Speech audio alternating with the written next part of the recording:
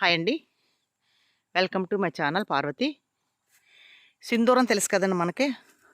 ఆంజనేయ స్వామికి సింధూరం పెడతారంటారు కదా. మనం సింధూరం పెడతాం కదన్నా, బొట్టు కలరు ఇదేనండి. ఇదే తయారవుద్దండి సింధూరం.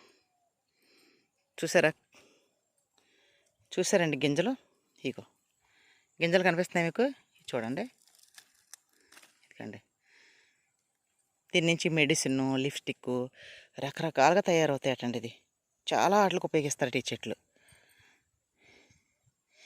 జాబ్రాలు అంటారండి దీని పేరు. కొంతమంది తెలియదు దీన్ని. జాబ్రాలు అనేసి కొండ ప్రాంతంలో పండిస్తారండి.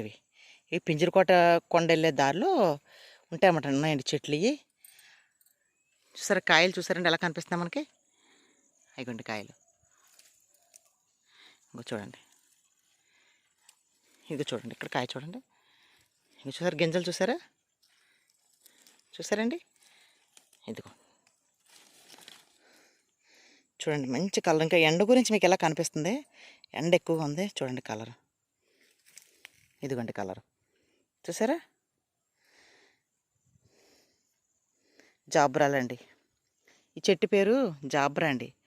తోటలో వేస్తున్నారు చాలామంది. దీని నుంచి ఇన్కమ్ కూడా చాలా బాగా వస్తుంది. కాకపోతే అంటే పల్లెటూరు కొండల ప్రాంతంలో పండుతుంది కదా, వాళ్ళకి పెద్ద తెలియక దీని గురించి చాలా తక్కువ రకానికి తక్కువ రేటుకి అమ్మేస్తున్నారండి వీడు. కానీ ఇది చాలా కాస్ట్ అండి పైకి వెళ్ళేటప్పటికి. అది మీరు అమ్మేటప్పుడు కొంచెం తెలుసుకొని, నలుగురు ఐదుని తెలుసుకొని అమ్ముకోండి. దీని నుంచి మీరు చాలా లాస్ పోతున్నారు. చాలా దిక్కులు చూశాను నేను, చాలా డబ్బులు లాస్ పోతున్నారు మీరు దీని నుంచి. చూడండి, చెట్టు మాత్రం ఇంకా అలా ఉంటుంది. కలర్ చూసారండి ఎంత బాగుందో. ఇంతగా గింజలు. ఓకే అండి, నా ఛానల్ ఫాలో అవుతుండండి, సబ్స్క్రైబ్ చేసుకోండి, లైక్ చేయండి.